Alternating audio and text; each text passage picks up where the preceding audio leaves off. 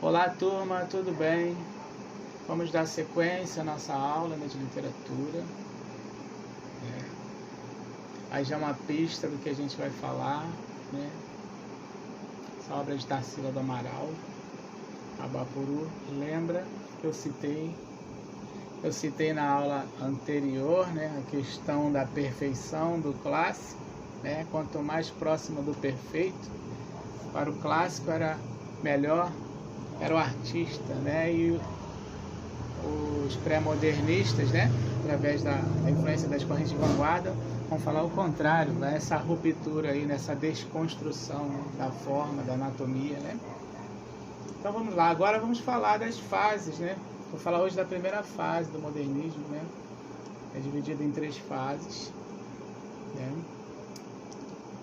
A primeira fase do movimento modernista no Brasil começa quando? Na Semana de Arte Moderna, né? A transição foi quando? Né? Vimos o período da transição, né, do simbolismo, né, até o modernismo. E o cume, né, da semana do modernismo vai ser, né, o estopim vai ser na Semana de Arte Moderna, Semana de 22. Então a primeira geração começou dali, né? A semana de 22, né?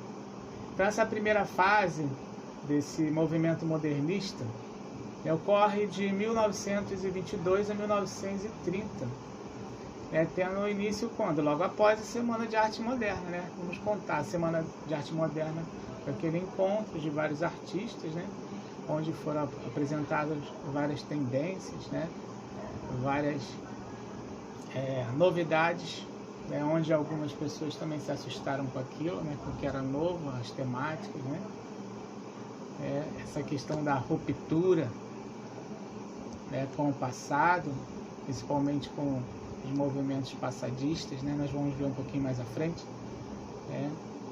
Então, o que a gente precisa saber? Primeira fase de 1922 a 1930, né, que é a chamada fase heróica, né, que é a fase da desconstrução. Veja, a ideia deles é desconstruir tudo aquilo, né, em relação à literatura, que começa desde o descobrimento, né, até a chegada desse novo estilo, dessa nova forma de ver o futuro dos pré-modernistas, né? É chegar aí no modernismo, né? Os pré-modernistas que lá na frente se tornariam modernismo, né? Então, sobre o modernismo, né? O modernismo traz algumas propostas inovadoras, né, para a arte, para a sociedade, de que ele propõe? Reconstruir, né, a cultura brasileira sobre as bases nacionais, né, o nacionalismo, né, ele vai sugerir, né, ele vai falar sobre isso, em revisar as formas de crítica, né, de criticar o passado histórico, as tradições, né, vai tentar eliminar o tradicionalismo, né, vai eliminar aquelas ideias fixas, até assim, ideias que foram colocadas pelos colonizadores, algumas ideias estavam apegadas a alguns valores estrangeiros. É por isso que uma das características da primeira fase do modernismo, nós vamos ver lá na frente, que é a questão da xenofobia, né? A aversão a tudo aquilo que vem de fora. Ele vai chamar de culturas alienistas, né, que vem de fora, né, que tenta entrar essa aversão que a primeira geração tem. Então vamos continuar, né? Então, com essas tendências surgiram 4 movimentos nesse período, né? Estou falando um pouquinho do contexto histórico, depois eu vou falar das características, né? O movimento pau-brasil e o antropofágico, criados pelo Oswald de Andrade, né? E qual era o intuito, né, dessa tendência, desse movimento, né? Ele tinha o intuito de um nacionalismo crítico, né? Ele tinha o intuito de um nacionalismo crítico. Então, o pau-brasil e o antropofágico, né? Esses movimentos tinham esse intuito. O que mais? Deixa eu ver. Movimentos verde e amarelo, né? E o grupo da ANTA, criados por Plínio Salgado, que propunham o nacionalismo fascista e ufanista, contrário a Oswald de Andrade, né? Um nacionalismo exagerado, mas também com um pouco de ironia, né? Esse nacionalismo ufanista. O manifesto da poesia do pau-brasil, publicado por Oswald de Andrade, ele propunha uma revisão crítica do passado histórico e cultural, valorizando as riquezas e os contrastes existentes na realidade e na cultura brasileira. Então, a valorização, né, da cultura brasileira, né, da natureza, as riquezas culturais principalmente, né? Ele vai propor, né, essa revisão, né, desse passado histórico e cultural, né, existente na realidade da cultura brasileira. O manifesto antropofágico, né, ele vai fazer referência, né, ao ritual indígena de se alimentar do inimigo para lhe extrair a força, pois mostrava a devoração simbólica da cultura do colonizador europeu, cuidando para não perder a identidade brasileira. Então, qual é a ideia, né, do antropofágico, né? Vamos dizer, dois guerreiros. Um dos guerreiros tinha todas as características: forte, habilidoso, né, destemido. Então, na luta, a ideia é que se eu conseguir vencer aquele tipo de guerreiro, né, antropofagia é isso, né, todas aquelas características daquele guerreiro passa para mim, né, é a devoração simbólica, né. Então faz alusão a uma devoração simbólica da cultura do colonizador, cuidando para não perder a identidade brasileira, né. Essa relação de absorver, né, tudo aquilo que era bom no caso do seu adversário, né, e agora fazendo referência a parte da nossa cultura, né, a devoração simbólica da cultura do colonizador europeu, né, cuidando para não perder a identidade brasileira, ou seja, ele absorve as coisas boas, né, que é importante, né, dessa cultura, mas sem perder a nossa identidade, ok? E eu já falei, né, mas vale a pena reiterar, né, que o marco inicial do modernismo no Brasil foi a Semana de Arte Moderna. Ele ficou conhecido, né, não só por seu ideal artístico, mas também pelo político-social, né? Então vamos ver lá na frente as questões de ironizar, de irreverência em relação a essas questões também, né? Então, aconteceu num momento de contraste, né, no cenário país. Nós falamos lá antes, né, no pré-modernismo, só estou repetindo algumas coisas desse contexto histórico, né, lembrando, né, tinha os proprietários rurais de São Paulo, Minas Gerais, né, que eram fortalecidos pela economia cafeeira, lembra? A política do café com leite que foi falado, né? De outro lado tinha a burguesia, que tinha interesses urbanos, em particular a cidade de São Paulo. Isso aí foi citado nas aulas sobre pré-modernismo, ok? Aí eu falei da questão, lembra que eu falei da questão dos imigrantes, da chegada dos imigrantes, bastante imigrante em São Paulo, né? Que alguns poetas falaram sobre isso, né? Então, nesse contexto, né, de toda essa situação, de descobertas, descobertas científicas, a questão da velocidade, luz elétrica, e entre outros, calça jeans, eu falei de várias coisas, né? Vai surgir lá na frente o modernismo. E o modernismo, de certa forma, ele vai ser motivado por quê? Pela insatisfação, deixa eu ver como é que eu posso dizer, pela insatisfação com a cultura, vigente, a maneira que se dava a cultura, que se submetia aos modelos, muitas vezes aos modelos estrangeiros, e também porque eles tinham a necessidade de dar forma com a cara do Brasil à arte. Então eles queriam fazer o quê? Mas como construção, eles tinham uma visão lá na frente, Eles olhavam para o futuro, como foi falado. Então, essa necessidade de uma arte com a cara do Brasil, Então, sobre algumas características, vou sentar o contexto e depois eu vou falar rapidamente sobre cada uma das características dessa primeira fase modernista. Essa primeira geração foi chamada, como eu falei lá em cima, da geração heróica, não é um exagero, porque os primeiros modernistas, tiveram o difícil trabalho de substituir, essa arte praticada há séculos, vamos dizer, no Brasil desde o descobrimento, e que imitava os modelos europeus, por isso se fala das influências estrangeiras, Então eles tiveram esse difícil trabalho, vamos dizer assim,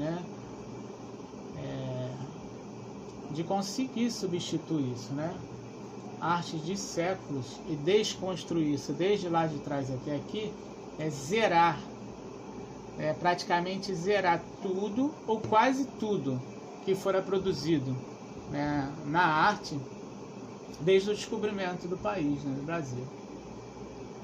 Então, por isso são considerados, então são chamados essa geração heróica. Implantar, esse novo modelo de arte foi difícil para eles,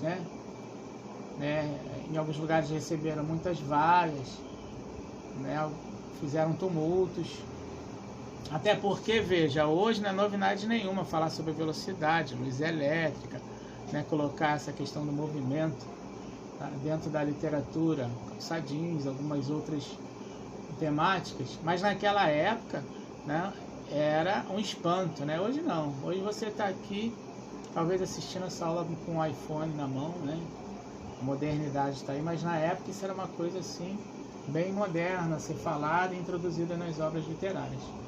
Então, diante dessas dificuldades, os modernistas, radicalizaram na proposta, como vimos lá, os pré-modernistas, a escola modernismo, para chamar a atenção, Lá já havia as propostas, agora o modernismo, eles radicalizaram mesmo, vão utilizar as influências das correntes de vanguarda para despertar a curiosidade popular, O novo está chegando, um novo que assusta, mas que também desperta a curiosidade para chamar a atenção, Então, esse é um dos objetivos, deles radicalizarem com essas propostas, trazerem essas novidades. Eles queriam desconstruir, eles tinham uma certeza, eles queriam desconstruir o tradicional, queriam trazer de volta algumas questões da essência brasileira, nacionalismo, resgatar as coisas primitivas. Então essas é um contexto, dessas características, mas eu vou falar de cada uma delas, vou citar cada uma para nós conhecermos, Então vamos lá. Então, Vamos falar das características. Aqui tem algumas coisas que eu coloquei aqui como lembretes, né? A parte escrita também, né? Vamos lá, primeira geração modernista, eu falei. A primeira geração modernista, a primeira fase do modernismo, chamada de fase heróica, já falei sobre. Você tem aí, lembre-se que o modernismo foi um movimento artístico, cultural, político e social bem amplo. No Brasil foi dividido em 3 fases, estamos falando da primeira, ok? Primeira fase está aqui, falei sobre ela. E agora vamos falar das características, né? Já falei dos contextos, vamos citar algumas características, né? Rapidinho, e alguns autores. Vamos lá, principais características da primeira geração. Falei sobre, agora eu vou, né, especificar, né? De maneira sucinta, vamos lá. Senso de contemporaneidade, né? Agora ele vai utilizar as coisas do cotidiano. A vida é agora, né?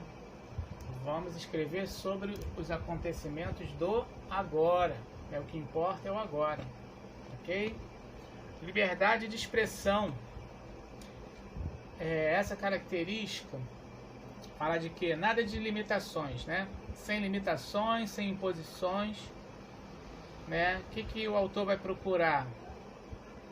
Ele vai procurar o seu caminho, né? A maneira de se expressar. Nós vimos isso lá, várias correntes, né? As correntes de vanguarda, né?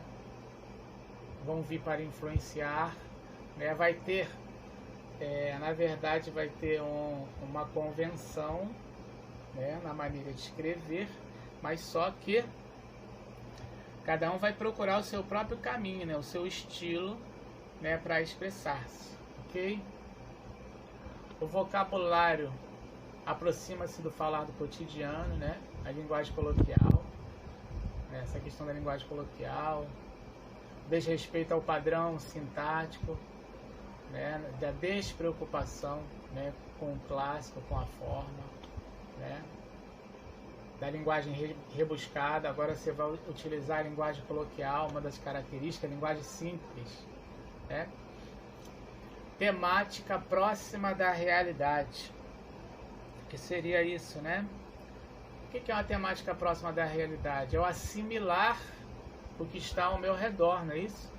Eu vou assimilar, né, aquilo, o contexto, né, e falar sobre, né, essa assimilação do cotidiano, do mundo, do século XX, né, o que eu falei das novidades, né, o ritmo da vida, a velocidade, né, que o progresso acontecia, né, várias descobertas, indústrias, né.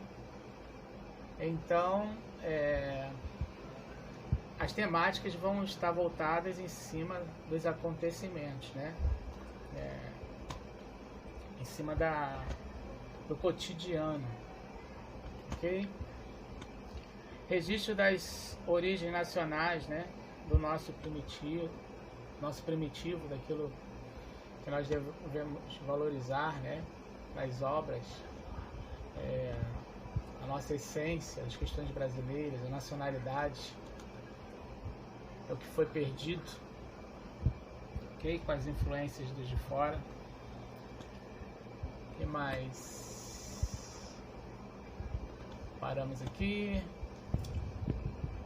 Temática da próxima realidade, registro das origens nacionais, atitude de aversão aos comportamentos de assimilação das culturas alienígenas, prática da xenofobia, foi o que eu falei, né? Todas as influências que vêm de fora, né?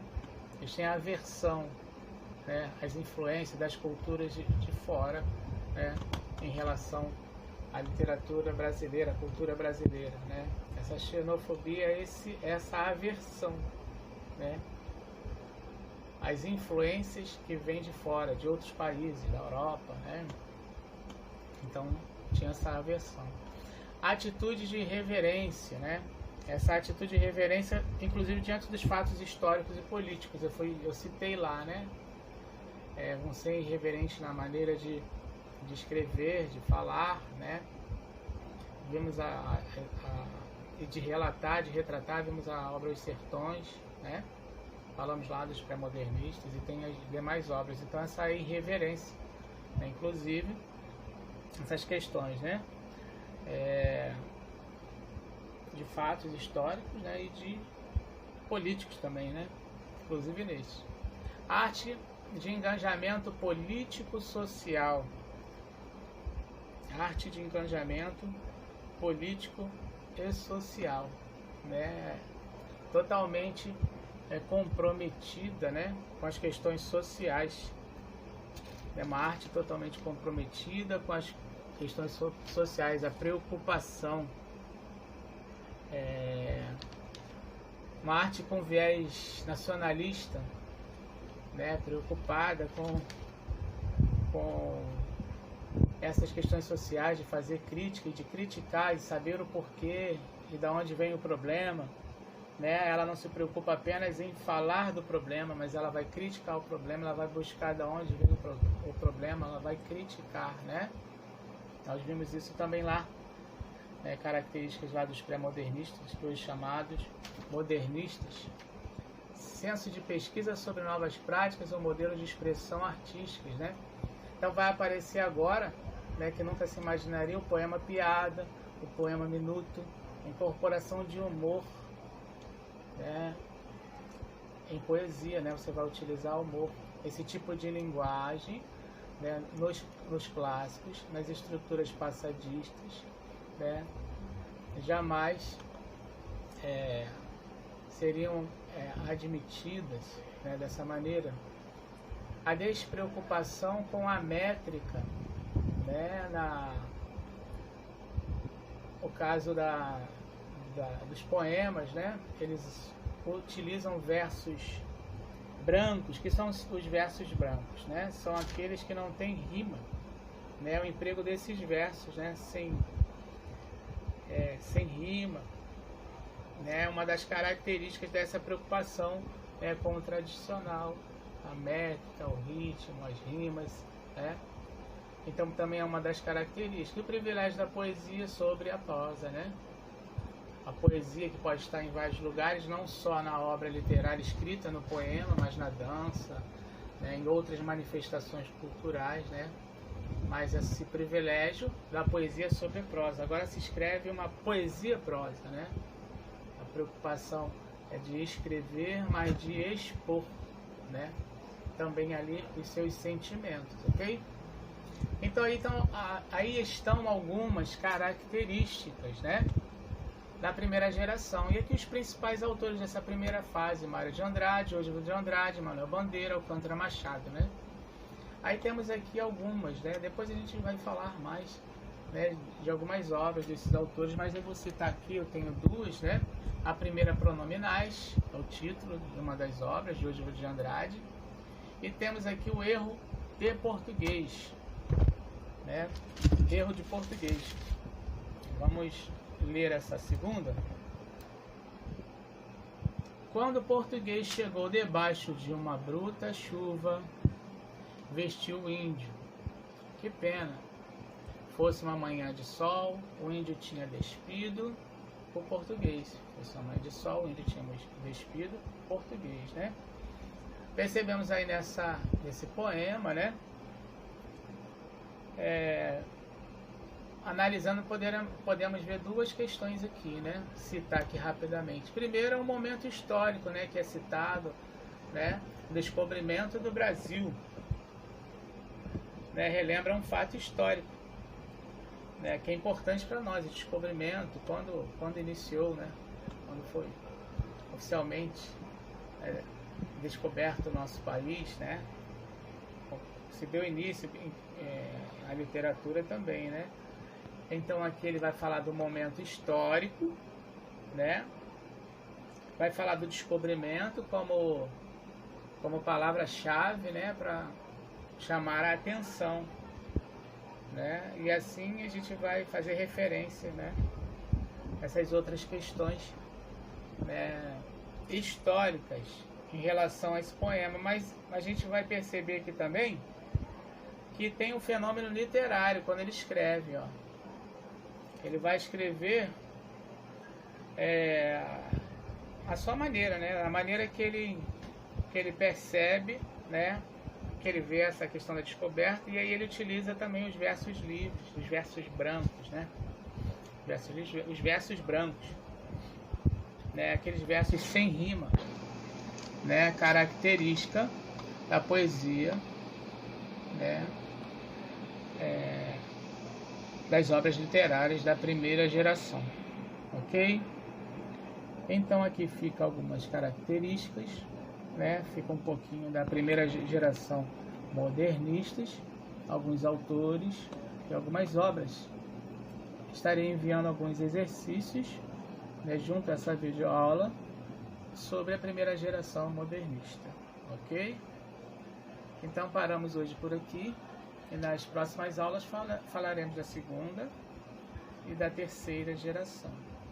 Um forte abraço em todos!